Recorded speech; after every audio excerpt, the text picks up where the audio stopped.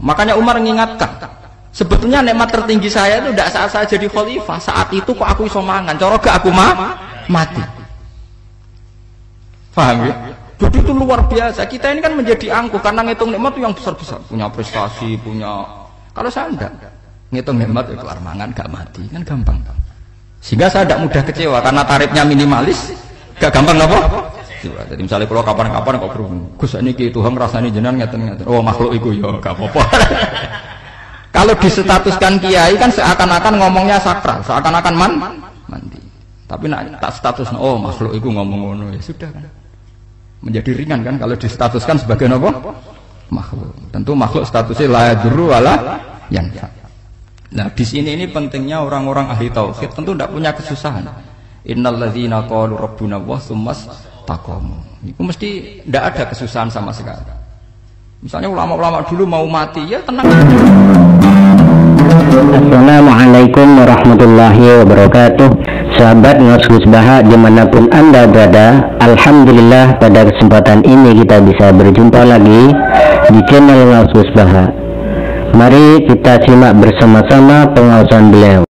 Pulau itu karena hidup dengan istri saya sama anak saya, jadi yang ngurus anak saya sendiri. Jarang ngurus dalam jarang. Memang itu, memang saya punya standar pakai kitab-kitab kados hikam. Saya ini merasa hidup di dunia itu sendiri. Saya tak warai lah Allah kalau potar. Imam yang ngarang hikam itu punya resep supaya kamu seneng terus. Liyakil lama tafrahu bihi, mesti yakil lama tahzanu bihi. Usahakan sedikit sekali apa yang bikin kamu seneng, maka akan sedikit sekali yang bikin kamu susah. Jadi misalnya kulo nih, jadi kiai misalnya cari wong, kulo kiai wong alim, jelas nak ngalimnya ngalim, nak kiai rapati ya, nak ngalimnya jelas, tapi nak kiai rapati ya, nah kan kiai tapi orang ngalim. Nah kulo nak darah wong alim malah beli ya jelas ya, nak kiai rapati ya, kulo rapati nurut, tapi aturan masyarakat rapati nopo. Nah sampean kiai tapi orang nopo ngalim. Ya beda. Ndak ini memang bedanya jauh. Ya mungkin lebih kiai sampean nih.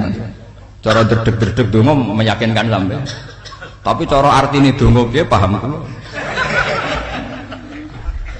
Lha mboten iki nyata, sampe rasa tersinggung. Napa barang-barang napa? Nyata. Nah, kula sering ditakoki kiai-kiai masalah. Resepnya apa jenenge? Kok jenengan ra tau susah, padahal kita ra tau wiridan, ra tau moho sisip. Resepnya ilmu itu gini kata hikam. Ulama yang kayak hikam itu pernah ngarang kitab tuh saking syukurnya entah saking angkuhnya terserah ngomentari. Kamu harus yakin bahwa di sisa hidup Anda itu tidak akan maksiat lagi. Sehingga kalau kamu ditakdir maksiat, anggap saja akhiru maksiatin kudirat alika. Anggap itu yang terakhir. Siapa yang menganggap mohal bahwa dia tidak akan dosa sampai mati, berarti menganggap Tuhan itu lemah. Karena cara berpikir kita kan bayangkan hidup itu 40 tahun lagi. Misalnya saya sekarang buat 40, bayang urip kadang 4 tahun meneh. Sampean misalnya umur selawe, bayang selawe tahun meneh. Sehingga nganggep dalam durasi selawe tahun kok orang maksiat kan mohal. Apalagi sampai sudah tahu maksiat itu bakatem, paham? Ya maksiat ya kelas-kelasan, nak BG pacaran, nak wong iso omah yo nakal, nak sing setengah soleh ya berbau proposal ya sesuai kontaknya dhewe-dhewe. Itu kan urusan masing-masing. ya itu kan urusan masing. Wae wakisabu ala Allah. Ngono ora ana sing ora wae wakisabu ala Allah. Rombongan wali songo, mbok kangen wali songo, mbok golek selisih wawahu napa alam. Sing roh pangeran piyam. Mbok kangen wali, mbok golek selisih margin. Niku pokoke wawahu napa alam. Ya itu kan urusan jenengan mbek pangeran, mboten urusan kula. Tapi tetap saya sebagai ulama mengingatkan, niat itu ditoto. Begini, ulama dulu tuh ngitung hidup itu hanya 2 menit 2 detik. Sehingga dia ya gampang saja. Kayak imam, kayak kanjeng Nabi itu, ya Rasulullah kenapa tidak menyediakan makan untuk besok? Loh, saya itu tidak yakin kalau hidup saya sampai besok. Ya sudah begitu cara, ya sudah tenang saja. Kalau sampean kan bayangkan hidup 4 tahun lagi, 5 tahun lagi, sehingga arah mangan wedi tenang. Padahal bolak-balik zaman cilik arah mangan tetap wedi. Jadi cara berpikir Nabi itu begitu. Begitu juga cara pikir sahabat, cara pikir ulama-ulama yang waras itu begitu. Loh, saya itu pernah melarat di Jogja zaman pertama merantau itu. Kalau santai saya bilang, Gus kok tidak punya beras, tapi apa yakin nak sesuk urip Pak? Kowe buta mangan sesuk, anak sesuk ijek napa? Cara berpikir ulama itu begitu. Sehingga melihat maksiat juga gitu. Alhamdulillah aku ijek urip. 1 detik, 2 detik, 2 menit. Sehingga hidup. Dan itu sudah cukup untuk lafadzkan la ilaha illallah. Makanya kata yang ngarang hikam, betapa murahnya Allah. Surga itu hanya bisa dibeli dengan 2 menit. Karena surga itu senilai la ilaha illallah. Miftahul jannah la ilaha illallah. Itu cukup 1 menit. Berarti surga itu regane mau 1 menit. Dan karena dia nganggap hidup itu 1 menit ke depan la ilaha illallah. Ya sudah. Dia ngitungnya hidup itu per menit. Kalau sampean kan enggak per 10 tahun, per 20 tahun. Sehingga kriminal betul. Cara pandang sampean itu kriminal betul. Sehingga bayangno kudu di duwe, kudu di bojo, nak kiai kudu di pengaruh. Lah kalau saya enggak. Saya meskipun tidak sehebat itu, tapi mewarisi keilmuan mereka. Jadi misalnya saya jadi ulama, itu bayangno di santri mau sitok. Islam pokoknya ke Ahmadiyah ya gitu saja. Ya pokoknya sudah gitu. Orang bayangno santri sing pampinan takwa khusyuk, salam tempel, demen gelo. Demen apa? Lo tanyakan santri-santri saya itu mungkin belum pernah nyuruh istri saya bikin kopi. Bisa dihitung. Karena saya itu sederhana saja. Misalnya saya pergi dari Jogja, ini yang nyata salah. Bayangno bojo gue semaca, gawekno kopi, bukakno lawang malah kecewa. Seperti umumnya orang kan gitu. Semerantau ada bayangno bojo gue nyuambut, digawekno kopi, digodhogno banyu hangat teman, bareng teko bojone wangep kukur-kukur. Karena tarifnya dia ideal, maka mudah kecewa kalau itu tidak terjadi. Nak kula mboten, sembayang napa Jogja, ibu bojoku cek uta Islam. Nak sholat 5 bulan ya sudah gitu kan. Pakai standar-standar yang minimalis saja.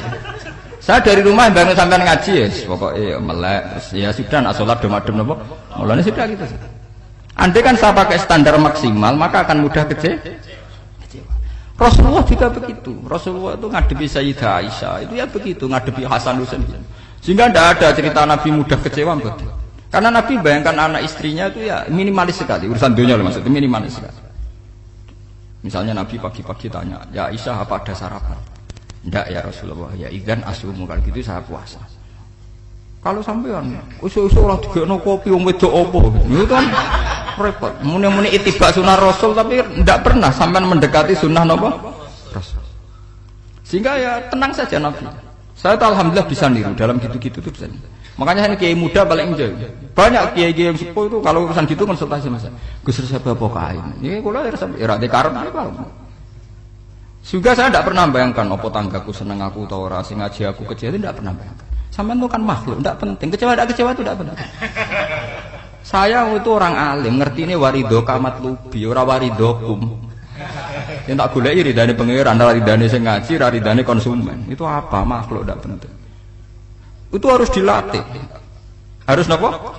Sehingga orang itu kalau biasa sholat, maksudnya biasa ta'alluq bi Allah, mesti la'alla katardo, mesti gampang puas.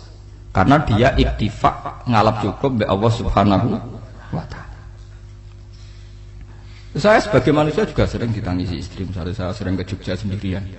Nah ninggalan nopo, ninggalan itu milik pangeran. Misalnya mati ninggalan ya paling aku mau ngapain nih suaraku. Paling uang nangis gue kegiatan, tak kayak gue. Bukan apa-apa. Ingin saya bahwa konstitusi ulama itu masih iktimat Allah. Kalau kita kan enggak. Cara berpikir kita ngaji itu ideal sing ono podium, sing ngaji kelambinan takwa kabeh, keturunan kaji kabeh, ndiluk kabeh. Kita kan pakai standar-standar yang dengan asumsi kita. Padahal Nabi dulu zaman sugeng al-iman hahuna wa yusiru ila qalbihi sadrihi salah satu iman itu urusan hati. Komitmen sampean be Allah Subhanahu wa taala. Nah ini resepnya. Makanya kata hikam liyaqillah ma tafrahu bihi, mesti yakinlah ma tahzanu bihi. Sedikitlah kamu gembira dengan satu hal, nanti akan sedikit kamu yang kecewa. Artinya misalnya kados kula sebagai ulama seneng kula niku kok ijek iman. Ya kayak wong awam. Ya sudah gitu. Jadi misalnya suatu saat kula jatuh, yang ngaji saya gak semeneng dadi kupeding. Wong sing seneng kula bubar kabeh. Kula ora susah, miskola darah bener. Gus saiki jenengan ora sing seneng. Ya tenang saja. Sing ora seneng ya makhluk-makhluk ora jelas. Dan status mereka tetap la yadurru wa la yang ini harus dilatih. Sehingga Nabi itu ya meskipun beliau itu perang, sahabatnya meninggal ya tenang saja. Nabi cara berpikir yang meninggal mereka mati syahid, yang masih hidup dianggap berpotensi melakukan Sama tak warai resep-resep dari Rasulullah Shallallahu Alaihi Wasallam. Saya ini sebetulnya memaksa, menjelaskan ini maksa, karena saya inginnya jadi ulama yang kayak umumnya orang, tidak ideal amat. Tapi kan saya ditegir ilmunya itu ideal, jadi terpaksa saya jelaskan. Tapi kalau perilaku saya tidak akan ideal. Soalnya ngawur, saake mari gufuri pengiran nganggur bolak balik cerita. Ada seorang wali, karena dia wali itu doa di multazam, ya Allah, saya ini minta satu hal. Karena dia wali maka tidak minta uang, tidak minta jabatan, minta engkau takdir saya tidak pernah maksiat. Itu kan bagus sekali, minta doa ditakdir gak maksiat kan ada. Dari pangeran malah syafi. Fa'ena ada ukufur. Karena tahu maksiat malah sifat ghafurku tak ada kok endi. Gamane pangeran kan sifat ghafurku rak nganggur. Malahnya tidak ada orang selain Nabi kecuali ditakdir tahu maksiat. Dan sifat ghafure pangeran efektif. Paham apa? Lara sampean kan gufuris mbok nggo kabeh. Dadi karek Sadidul Iqab. Karena maksiate sampean wis sering. Dadi sifat gufure wis berlaku aktif. Saya karek nunggu sifat Sadidul Iqab. Paham ya? Itu beda dengan wali-wali. Sifat Sadidul Iqab mau aktif, mereka tidak punya dosa. Malah pangeran bingung gak kok sifat gufure. Apa ada kok gufur atau dosa, tidak kok Sadidul Iqab gak tahu maksiat. Jadi pangeran malah sing bingung. Nak kowe ora tau maksiat gofur kok tak dakoni. Kok ora tau maksiat, wong iku ora tau apa? Didakoki Sadidul Iqab gak mungkin ora tau maksiat. Lah pangeran ape dakok gofur kan syaratnya dosa sik. Sampeyan kan walian. Gofure wis dientekno. Keseringan kepake, paham ya? Karek napa? Karek Sadidul Iqab. Ya itu memang standar Tuhan. Semua Quran itu kalau nyeritakan gitu, Nabi ibadi anni anal ghafurur rahim. Kawulaku ceritani aku ghafurur rahim, tapi yo ceritani wa anna adzabi wal adzabul alim. Jadi Nabi ibadi anni anal ghafurur rahim wa anna adzabi wal adzabul alim. Kalau Nabi Ibrahim, Nabi Muhammad inna rabbaka lasariul iqab. Pangeran cepat nyiksane, tapi wa innahu laghafurur rahim. Jadi dua sifat ini pasti aktif. Dan tentu ulama itu senang sifat ghafur itu ya meskipun aktif, tapi mereka tidak pernah ngambil fasilitas sifat nawa. Kalau baleni malih. Sehingga kayak Sayyidina Umar radhiyallahu anhu, ketika beliau pertama jadi khalifah, ini cerita di kitab Hayati Sahabat. Pertama dia jadi khalifah, orang mengira dia akan ngomong hal-hal yang besar, visi besar tentang negara, visi besar tentang izzatil Islam wal muslim. Tapi ketika Umar pertama pidato begini, ayuhal muslimun ayuhan nas, ana, dari kata Sayyidina Umar, ana gulamun min bani Makhzum, akulu min kholati. Saya ini pemuda dari Bani Makhzum. Kecil saya bisa makan karena bulik-bulik saya punya kebun kurma yang kalau saya memanen diopahi beberapa biji, dan itu menjadi kuti wahayati, menjadi saya bisa hidup. Terus wassalamualaikum warahmatullahi wabarakatuh. Orang itu penasaran semua. Orang jadi khalifah pertama dibenem jadi Amirul Mukminin, pidatone ngenang masa kecilnya ra kelar mangan, kelare mangan mergo buruh bulike. Paham ya? Ngondoh kurma terus dikai tamarotin, beberapa kurma sing dadekno iso. Dan itu saya pakai sampai ketemu Allah Subhanahu wa taala, saya pakai. Misalnya sekarang saya mulya, misalnya kalau dibilang mulya, ya ana sing nyucup, ana sing husnudzon, ana sing hormat, ya macam-macam sawangane. Itu bodoh sekali kalau saya menikmati itu, bodoh sekali. Paling banter nikmati dicucup, dihormati itu apa? Tapi kalau nikmatnya bisa makan saat itu tuh nyawa. SBY jadi presiden prestasi, Gus Dur jadi presiden prestasi, tapi umpama presiden tetap mangan. Prestasi tertinggi adalah bisa makan selisat dirumki gojo-gonyo. Makanya Umar mengingatkan, sebetulnya nikmat tertinggi saya itu tidak saat saya jadi khalifah, saat itu kok aku iso mangan, cara gak aku mati. Paham ya? Jadi itu luar biasa. Kita ini kan menjadi angkuh karena ngitung nikmat itu yang besar-besar, punya prestasi, punya. Kalau saya enggak ngitung nikmat itu kelar mangan gak mati, kan gampang. Sehingga saya tidak mudah kecewa karena tarifnya minimalis, gak gampang apa? Jadi misalnya kalau kapan-kapan kok berhubung, Gus ini Tuhan rasanya jenengan ngeten-ngeten. Oh makhluk itu ya gak apa-apa. Kalau disetatuskan kiai kan seakan-akan ngomongnya sakral, seakan-akan mandi. Tapi nak tak status, oh makhluk itu ngomong ngono ya sudah kan. Menjadi ringan kan kalau distatuskan sebagai apa? Makhluk. Tentu makhluk statusnya la yadurru wala yanfa. Nah, di sini ini pentingnya orang-orang ahli tauhid tentu tidak punya kesusahan. Innalladzina qalu rabbuna Allah tsummas taqamu. Itu mesti tidak ada kesusahan sama sekali. Misalnya ulama-ulama dulu mau mati, ya tenang saja. Mati kedua itu mati paling menantang, menyenangkan sekali. Karena mati yang seru itu mati zaman Al-Adam. Misalnya saya kelahiran tahun 70. Tahun 40-50 kan belum ada saya. Itu mati yang sejati karena Al-Adam. Kenapa? Al-Adam tidak ada. Mati yang nanti itu mati yang petualangan karena saya mati setelah menyaksikan kekuasaan Allah, setelah husnudzon sama Allah, sehingga mati yang menuruti kerinduan akan ketemu sang kekasih. Makanya Jalaluddin Ar-Rumi ketika mau meninggal dan orang-orang muridnya nangis, dia marah-marah. Hei murid-muridku, betapa bodohnya engkau. Saat kayak ini yang saya tunggu. Saya sudah menyesal berpisah mbak Allah dat cinta. Seneng. Aku kecewa waktu makhluk-makhluk koyo kowe. Saiki wis wayahe aku goleki kholik zat sing tak senengi malah mbok tangi. Cek bodhone kowe. Saat-saat sing tak enteni malah mbok tangi. Betapa aku lamanya menunggu kematian ini. Mergo hidup itu keterpisahanku mbek Allah, kemen ketemu kowe jare. Mulane Jalaluddin Rumilah yang mengistilahkan mati itu malam pengantin. Makanya fal'an awanul firaq minkum wa awanul wisol bihabibi. Ini saat yang indah karena ketemu dengan berpisah dari makhluk-makhluk yang tidak penting menuju sama habibi kekasihku. Jadi yang istilahkan mati itu malam pengantin. Semenjak istilah itu populer sehingga di Jawa ana ngipi dadi nganten takwilane mati. Itu filosofi sufi, ya filosofi napa? Lah niku tenan. Begitu juga sahabat-sahabat dulu. Bilal itu mau meninggal, anaknya udah nangis. Bilal lagu ya, ditanya sama anaknya, kenapa anak-anak kamu nangis? Nah jenengan badhe kapundhut. Aku malah seneng nang mati. Hudan nalqal akhibah Muhammadan wa hizbah. Aku nak urip ketemune mbek kowe terus. Malah nak mati ketemu Nabi Muhammad. Hudan nalqal akhibah Muhammadan wa hizbah. Nah, dengan cara pandang begitu maka hidup itu enjoy saja. Ya, saya sebenarnya keberatan pakai kelas ini, keberatan karena saya harus ngulang sampean-sampean itu. Ya makanya potensi kayak saya tentu mengurangi jadwal ketemu. Makanya saya mohon kalau tidak penting itu jangan sungkan. Anggap saja itu bagian dari hormat saya. Ya minimal sampean misalnya di duwe 50.000 nggo jajan pentol anak lha opo mengko suwan bareng malah repot. Wis ganggu wong anak keleleran, Pak.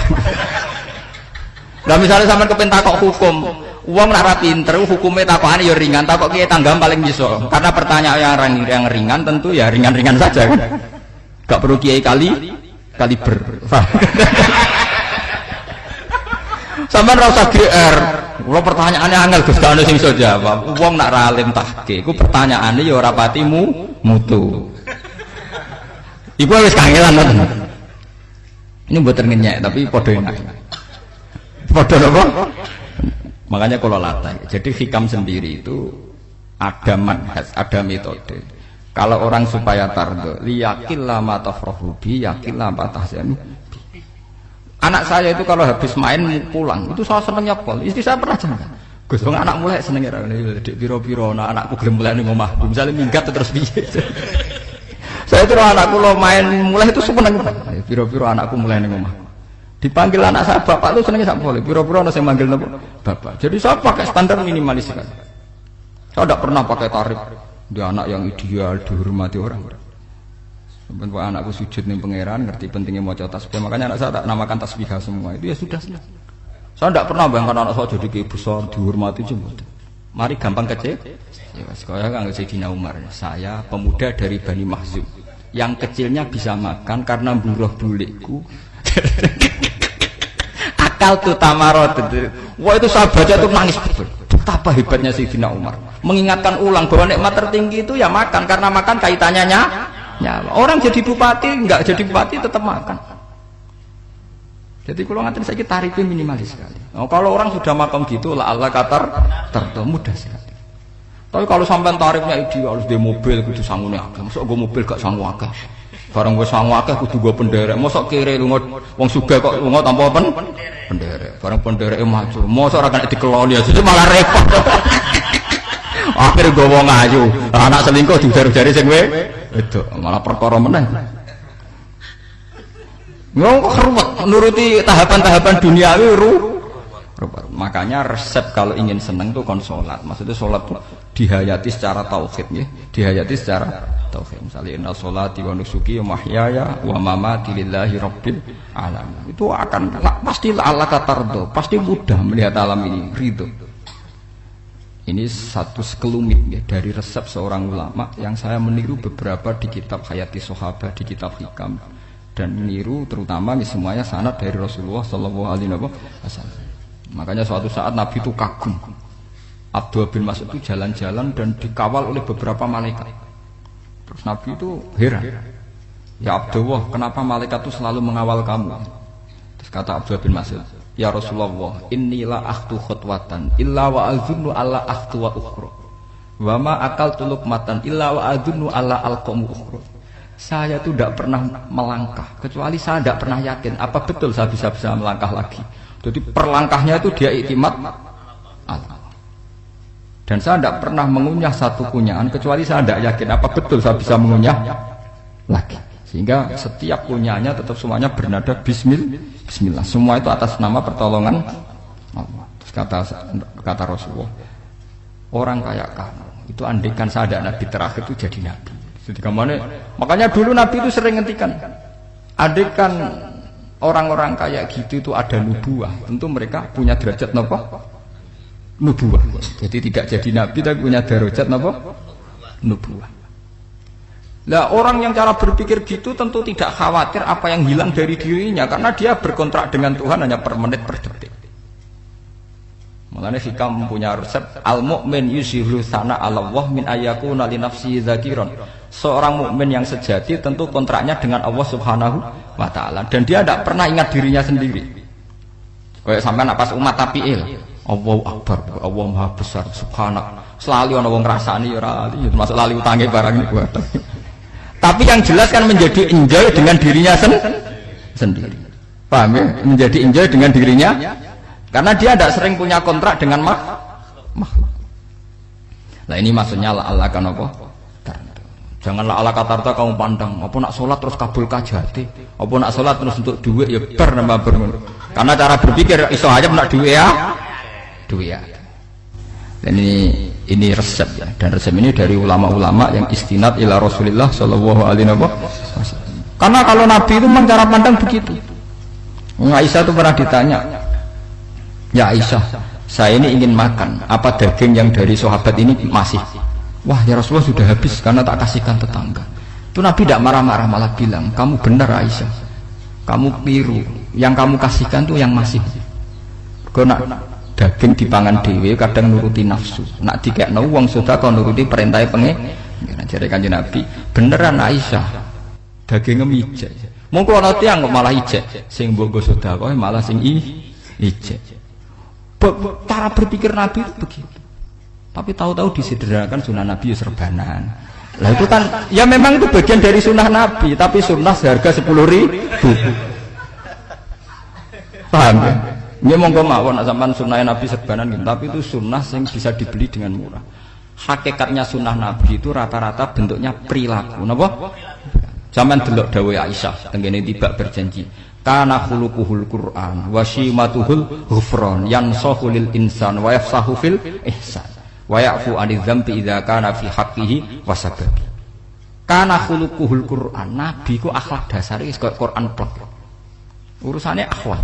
Wa shimatuhul ghufran, ciri utama sifatnya Nabi gampang nyepuro. Yansahu lil insan. Dan Nabi punya niat baik pada seluruh manusia. Wa yafsahu fil ihsan, sering melakukan ihsan. Lah nek sunah Nabi ngoten kan luwih sering kula Quran ya wis hafal mulang. Wasimatu ghufran kula gampang nyepuro, sampean ngaji angop ya ora tau tak amuk. Yang sahulil insan kula bedina nasihati tiyang wong mulang. Wayah sahufil ihsan tak gawe gampang. Kula mulang ya ora tau gawe tarik. Itu sakmene kudu podium, kudu wong dilo ya ora. Pokoke anggere ke Ahmadiyah ya salat madhep ngulon ya sudah.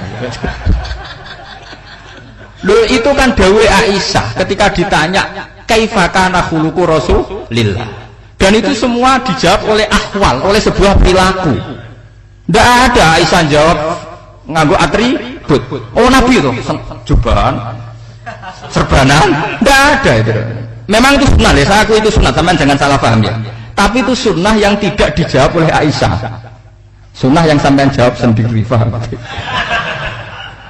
Aisyah yang istrinya Rasulullah ketika ditanya kaifa kana khuluqu Rasulillah, beliau jawab kana khuluquhul Quran wa simatuhul ghufran yansahu lil insan wa yaftahu fil ihsan. Semuanya akhwal wa ya'fu anidz dzambi idza kana fi haqqihi wa sababi wa idza di'a haqqu wa lam yakun li ahadi marra'ahu badihatan haba wa idza da'ahul miskinu ajaba yaqulul haqqa walau kana murra wa la yutmiru lil muslimin hisaw wala dur. Semuanya itu akhwal, satu perilaku sosial. Saya mengakui kalau serbanan sunat, ya saya ngakui. Tapi sunnah wis paham. Karena saya mewakili yang akhwal tadi, yang apa? Lah mungkin untuk sampeyan, monggo kalau untuk ngisi sunnah. Tapi mbok ya adil itu. Ini bukan kritik mboten nggih. Yang meyakini serban sunat kan sudah banyak dan itu bagus. Tapi cobalah juga meyakini ahwalu Rasulillah. Makanya mansanna sunnatan itu rata-rata ulama maknani siapa yang ikut sunnahnya Nabi. Rata-rata ulama nafsir ahwalu Rasulillah wa af'alu, perilaku sosial Rasulullah. Makanya terusannya wa idza da'ahul miskinu ajaba. Kalau dipanggil orang miskin dia datang. Ya maksudnya ada harus orang miskin manggil pas resepsi kawin boten. Misalnya ana wong melarat kuwi di sepeda motor, wong melarate njuk ngeterone puskesmas ya mbok terno. Wong melarat lara njuk nukono misale minyak kayu putih mbok tekani. Ora kok ngerti-ngerti mbok urusan walimatul urus sing wajib piye lho. Payah. Lho lan wa idza jal miskin ajabe ora ana hadise urusan walimatul urusan mboten. Kalau orang miskin manggil ya dalam riwayat hadis ya Nabi sering dipanggil orang miskin, ya Rasulullah mbok datang ke rumahku ada apa, terus ya Nabi saya tuh ingin rumahku sing elek jenengan nate salat teng mriku. Ya Nabi datang ya salat saja ya ora jamuan. Fi ayyi makanin aradta an tusalliya fi. Kamu di tempat mana kamu seneng salat teng mriki ya Rasulullah. Ya Nabi salat. Sing ngundang ya waras pisan. Kenangan mek Nabi kok mae dienggo salat Nabi. Ampean tahu tanggung kiai kon salat. Kon mromosekno anakmu iku paham. Kiai dongakno nggih kersane ketampi PNS. Padahal kiai ini dhewe anake ra PNS. Kalau dulu kan sahabat ngundang Nabi itu ya gitu. Ya Rasulullah, saya itu ingin sekali engkau sholat di rumahku. Fa'attakhidhahu musallan. Kemudian tempat yang pernah engkau sholati mau tak pakai musola pribadi. Makanya masjid Kiblaten itu rumahnya sahabat. Karena dulu Nabi pernah sholat di satu tempat. Adalah ono perintah tahwilul kiblat itu di rumahnya sahabat. Itu sahabat dulu itu kalau ngaturi Nabi itu kenanya ingin Nabi pernah sholat di situ. Nah, ilmu ngeten ini mentek. Ya, untungnya enten kula, dadi ana sing eling-eling, Bang. Teman-teman kudu syukur ya, artinya syukur ya. Orang kayak saya itu ndak usah sampean dikte-dikte ngikuti hukum adat. Kalau ngoten sampean gelo mergo kula ora iso teko, kula ya gelo perkarane ulama kok mbok atur. Makanya saya sering guyon cerita, saya itu kalau di pasar Pandangan dulu itu anyaran boyong sering di pasar, ditanya sama Gus wong alim kok ning pasar. Piye? Aneh to. Ya aneh kuwi. Aneh piye? Bodhonya wong alim. Kadang masyarakat itu tidak sadar keanehan dirinya sendiri. Mereka enak saja merasa kalau orang alim ke pasar itu aneh. Mereka tidak sadar orang bodohnya wong alim ya aneh. Enak saja mereka mikir sepi. Paham ini supaya sampean Allah kan apa tar. Makanya untuk Rasulullah, Nabi itu sering ngendikan ana tamu hormati. Tapi etika mertamu di Rasulullah itu walakin idza du'aitum. Mertamu Nabi itu nunggu ditimbali. Walakin idza du'itum du'iya mabni majhul. Ketika kamu ditimbali fadkhulu. Jadi ya ayyuhalladzina amanu la tadkhulu buyutan nabiyyi illa ayyudzana lakum. Jadi untuk sowan Nabi itu nunggu dipanggil. Meskipun sahabat itu rindu Nabi, tidak berani sowan ke dalamnya Nabi. Kalau ingin ketemu Nabi dibarengno pas sholat jamaah, karena Nabi pasti keluar di masjid. Andai kan Nabi nerima tamu di rumah, ya ora sida dadi Nabi. Amen nampa tamu. Makanya la tadkhulu buyutan nabiyyi ku illa ayyudzana lakum, kecuali kamu dapat izin. Nunggu dipanggil. Wa idza du'itum kalau dipanggil lagi fadkhulu. Ya sudah begitu. Tapi sekarang itu ya sudah begini. Ini kula cerita ilmiah saja. Saya tidak punya kepentingan apa-apa. Ya kepentingan kula ben ra mbok tamoni jujur mawon. Cuma guling-gilingan dulu itu kalau sahabat itu ketemu Nabi pendak sholat sama pendak ngaji. Paham ya? Jadi saya memilih sikap begini itu bukan tidak saya pikir. Tapi kalau ada kiai lain yang beda dengan saya tidak apa-apa. Kalau ulama lain beda tidak apa-apa. Justru seninya rahmatnya umatnya Nabi itu istilahu aimati rahmah. Khilafnya umatku itu rahmah. Mulane aku khilaf ben rahman, aku podo kan gak sido khilaf.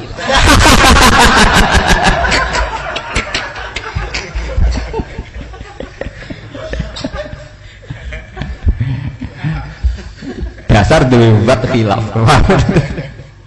Jadi sepertinya jelas ya ayyuhalladzina amanu la tadkhulu buyutan nabi la yudhana lakum la ta'amin ghairu nadhirina inna walakin idza tu'itum. Kalau kamu ditim. Nah, padahal setelah tidak ada nabi tentu yang mewarisi nabi adalah ulama. Ya minimal itu ya ulama itu pokoknya kula kenangan jenengan yang ngaji misalnya. Kenal Gus Bah ya kenal nabi pas ngaji ya sudah gitu.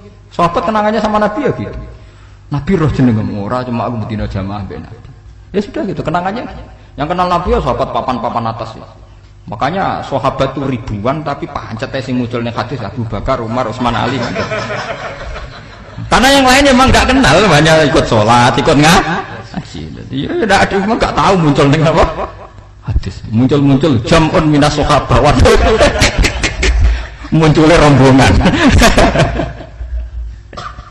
Ya karena mereka kenalnya Nabi ya benda sholat, benda apa? Ngaji.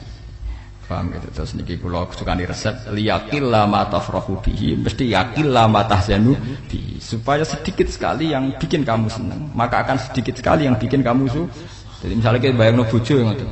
Bojoku alhamdulillah cah Islam nak sholat madhepmu. Jadi misalnya roh cerewete, roh judese, roh kukur-kukure mbek angop tenang.